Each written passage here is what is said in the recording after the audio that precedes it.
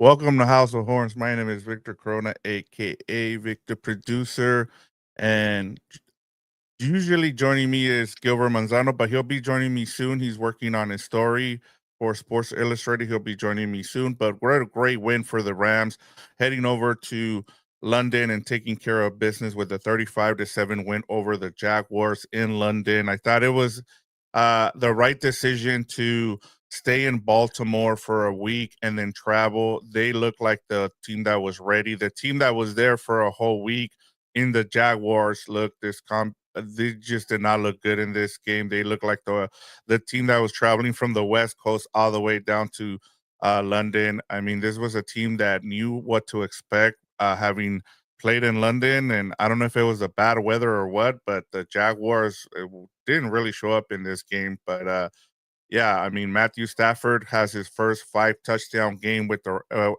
Rams. I thought it was an impressive showing from both sides. I would give credit to I would say all 3 stages, but we didn't even see Joshua Carty in this game. So offense and defense were really stepped up in this game. I thought the defense coming up with the sack with Jared Verse on that first drive, forcing the Jaguars to go 3 and out, and then Matthew Stafford hitting 7 different receivers in that first drive. I thought that was also, it was an indication of what we were going to see with Puka Nakua. And sure enough, that's what we saw. He ended up hitting 10 different receivers in this game without Puka. And one more thing, too, that I wanted to emphasize here, they ran 13 personnel, more than 30% of this game, and got 3 touchdowns out of it. I thought, and before that, the only time we've seen 13 personnel was 6 total plays from 2021 to 2023. So offensively, they look good, and then it looked like now they've kind of figured out their red zone offense.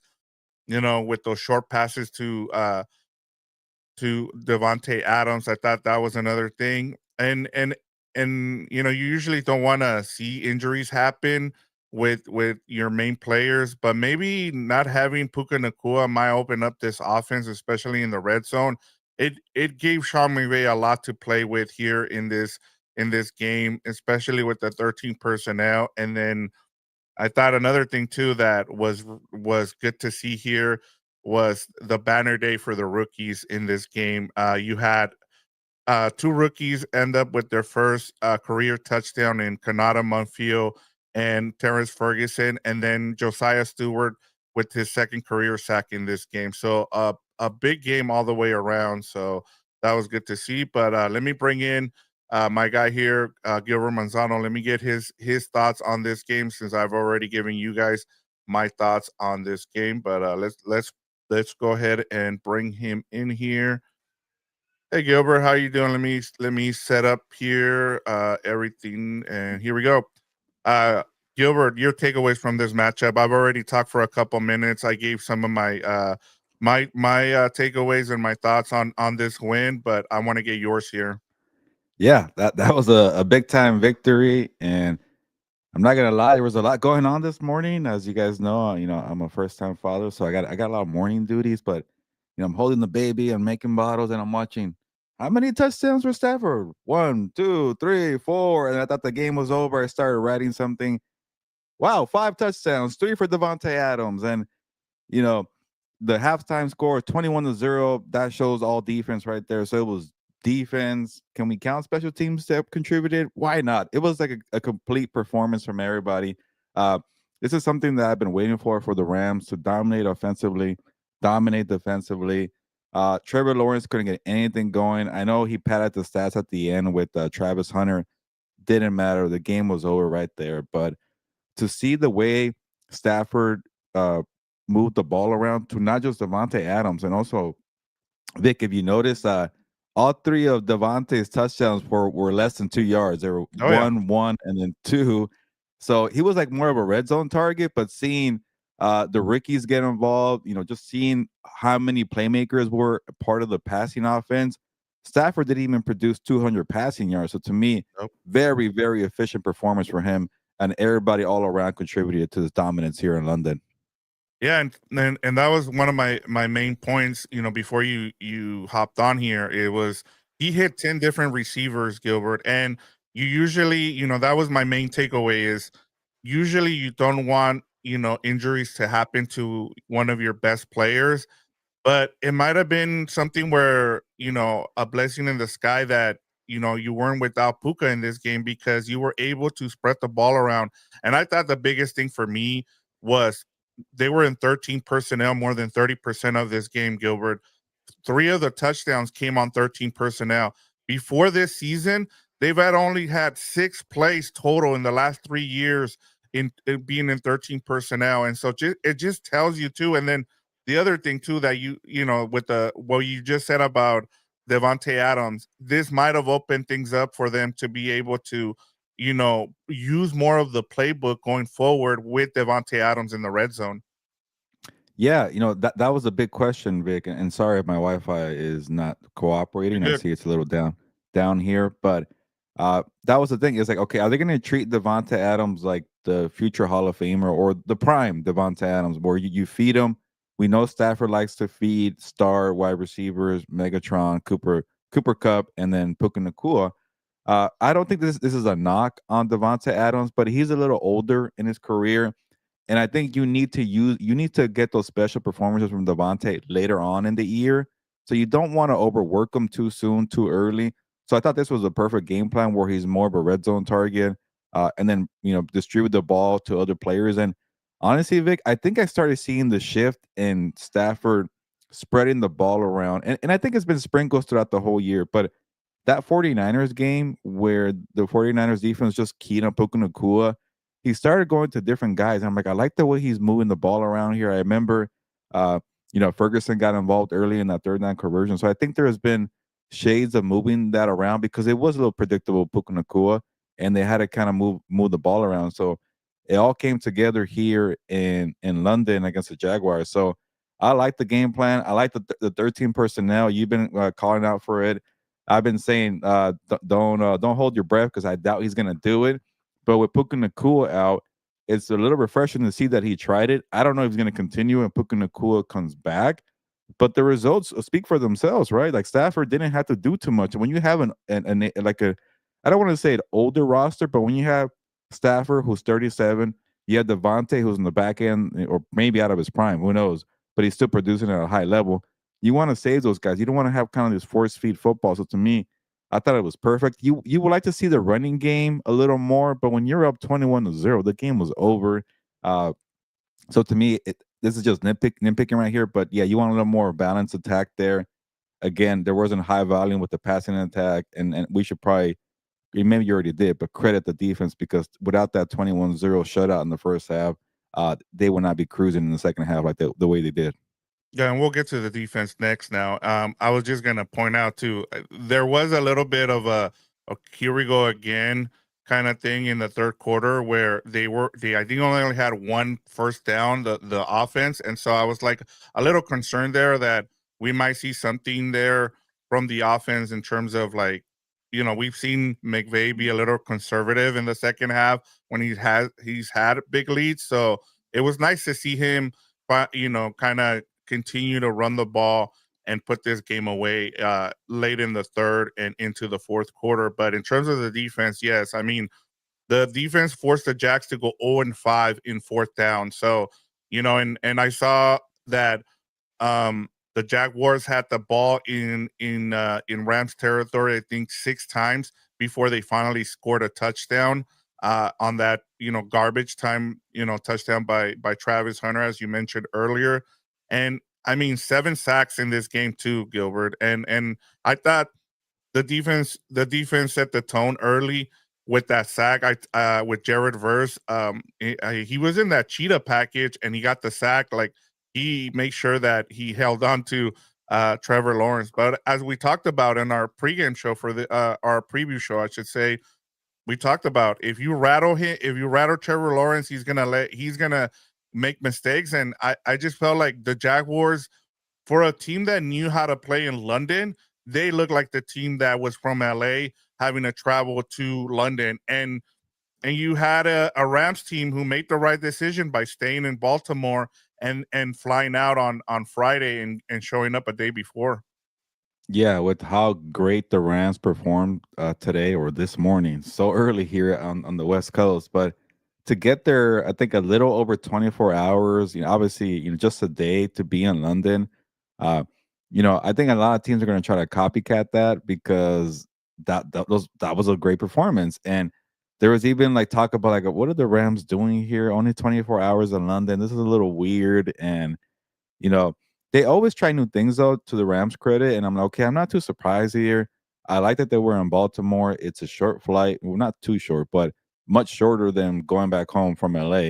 So going to Baltimore to London, and then you're already kind of on the East Coast time, and maybe the way they were approaching it is like when you have like a game when you're in Los Angeles going to the East Coast, Miami, you still do the 2-day thing, right? And then you got to adjust to the 3 hours. I'm not too familiar with the time. I want to say maybe it is 3 to 4 hours from East Coast time to London time. I think it is 6 hours from Pacific to London. So uh, maybe that was a strategy. It's kind of pretending like you're going from LA to New York to Miami, whatever East Coast time, and maybe they liked the way they were operating that way and they don't want to change it too much, so they decided to stay.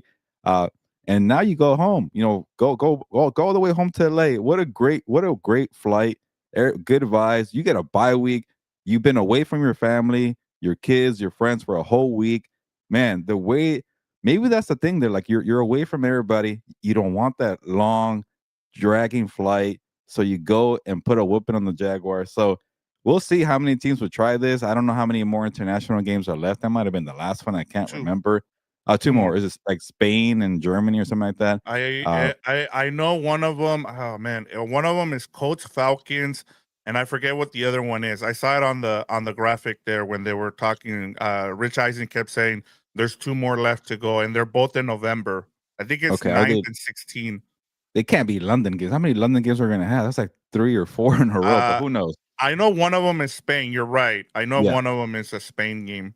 Okay, but maybe teams might try that, but that's a little different because team Spain is a little further than London. But we're not here to talk about logistics right now. But hey, credit to the Rams for getting that done there. And yeah, the defense came to play. That second half, I think Quentin Lake set the tone with that sack there. That was nice to see.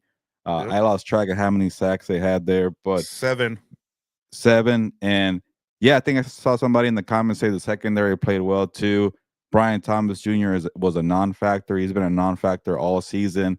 I know Travis Hunter has some numbers there at the end, but it was all garbage time.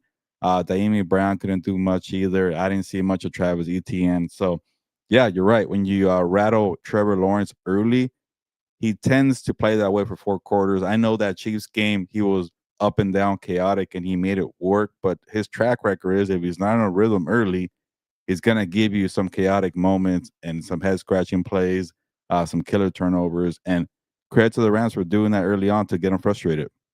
Yeah, and I mean, like I said, it is an impressive win all the way around. They improved now to 5-2, and now they head home, for a bye week, and they get ready to face New Orleans Saints in 2 weeks. So could be looking here at a 6-2 start, depending on what happens with that game against the Saints. But you just want to take care of business in London. But let's get to these comments and we'll get out of here, Gilbert.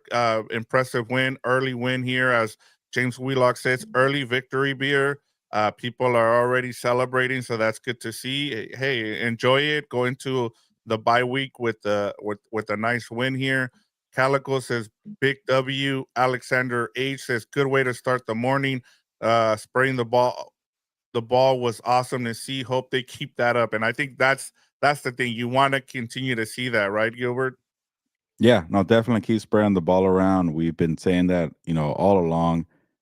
You don't want to be too predictable. I know Puka Nakua is a machine, and he's the heart and soul of this offense, but also like if you give him less targets, the less he'll put his body on the line because Puka Nakua knows how to play one way. He likes to throw his body around and make plays. So hey, maybe he's not an old player, but maybe it's a good thing to save him too. So spread the ball around and then get ready because we've been talking about this team uh, as a for sure playoff team for the longest. But are they a legit Super Bowl contender? So if you're able to play this style keep your big guns ready for when it really matters, maybe they can be. Yeah, and I thought, the broadcast made a great point where I think part of the reason you don't see more 12 and 13 personnel is because Puka Nakua does so much. He's able to do the dirty work without needing that extra tight end in the game. So, shout out to him because he's able to do more stuff, which limits, which allows you, I should say, to be in 11 personnel. So continuing on here with the comments, Gilbert, Daniel Calderon says, good W. Adams with 3 touchdowns. It's good to see everybody on here in the comments. Great Iron Beauties. Shout out to you guys. Good to have you on here in the comments. A great, impressive first half, and defense almost had a shutout. Yeah, they would have had their first shutout if it wasn't for that garbage time touchdown from Lawrence to Travis Hunter. But it was nice to see Travis Hunter get his first career touchdown, though. Yeah, no, that's nice for the two-way start because when you get drafted number 2, you better produce very, very quickly. And he's, I think, for the most part, been very good as a cornerback. They can't figure out how to play him offensively, but that could go back to Trevor Lawrence. And like I mentioned earlier this week, people wanted me to have better a better grade for Liam Cohen, and I'm like, I don't know. I just haven't seen the results for Lawrence just yet, and they're still trying to figure that out right now. Yeah, and you could tell that there hasn't been a lot of practice time because they kind of missed each other a couple of times there. Delbert Sagaro says he continues here with the theme. I'm happy to see that the Rams spread the ball around. We have the weapons. We need a little bit to be a little bit more consistent with our momentum defense. Just 8 today. Yeah, Delbert. Yeah, hopefully you're back Yeah. on the Rams positivity. I know it was a couple rough weeks there, especially that 49ers game, but that feels like such a a game, such a long ago, a couple weeks ago. 2-game winning streak after that. I know the Ravens game was a little clunky, but that was a dominant performance. And we'll keep it real. And then another dominant performance. You want to see that against like a team that actually has like a quarterback, has some life there. That's their home city away. I guess they're home away from home, and you go in there and beat them down. Like, I'm going to be nothing but positive on this episode because that was a beatdown against a playoff team right now. I know I don't want to hear this whole thing about the Jaguars taking it up last week against Seattle. That's still their home turf in London. They're still a good team. They still have a lot of weapons, and they shut them down. Yeah, I'm with you there. Let's continue on here. We'll finish up with these comments. Great Iron Beauties. McVay finally gets Adam involved with more practice connections. Henry Camacho. I only watched the first half. Great start for all faces. Misa time. Sunday Yep. after all. Good time for a bye. Yeah, it was over by 21-0. So Yep. I'm with you, Henry. Good choice there. You missed a couple of touchdowns from Stafford and Davante, but you did not miss much after that. Yeah, Great Iron Beauties continue here. Solid job on the secondary with lesser ballers on defense. Jaguars defense undisciplined with flags and penalties. I think then the Jaguars end up with 14 penalties in this game. It was just they, that's where coaching comes into play, right, Gilbert? Yeah, I really got a chance to watch more of the second half than the first half, and I remember thinking like, all right, the Rams are kind of. You mentioned this. The Rams are kind of like not putting not doing as well offensively. They're not putting up the points early on in the third quarter. Like that whole third quarter could have easily been a comeback special for the Jaguars, and they couldn't get anything going offensively. There was a lot of penalties, a lot of frustration from Trevor Lawrence. They kept going backwards, and I'm thinking here, like, there's a golden opportunity here. The Rams haven't really done much since the first half here. They obviously they got it going more in the fourth quarter, but they really had the opportunity to make it a game, or even at least make it a one-score game, where it really kind of sets the tone in the fourth quarter for how you play, for how you want to use your timeouts. It makes you think more. They couldn't even do that. It was an easy victory. Yeah, and that just it just tells you. I expected this game to be a lot more competitive, and honestly, I was really surprised with how out of hand it got really quickly. Um, Henry Camacho says McVay schemed perfectly. Munfield gets his first touchdown. Adams was right. Defense was solid. Gridiron Beauty says keep in mind we could be 7-0.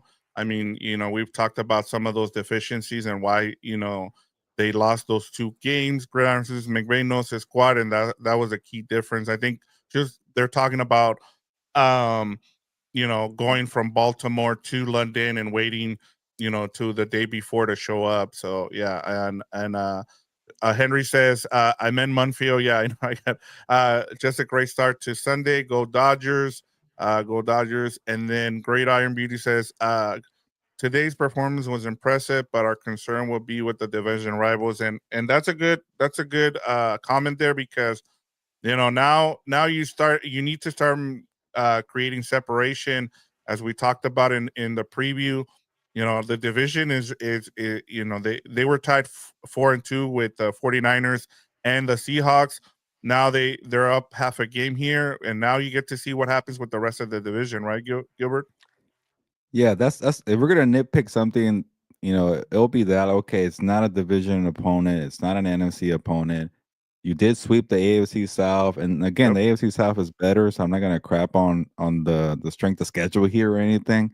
But they handle business, and I kept saying, I just handle business, sweep the AFC South, show that you're better than the AFC South. So to me, they check those boxes off, and yeah, eventually you want to have more wins against the division and the NFC.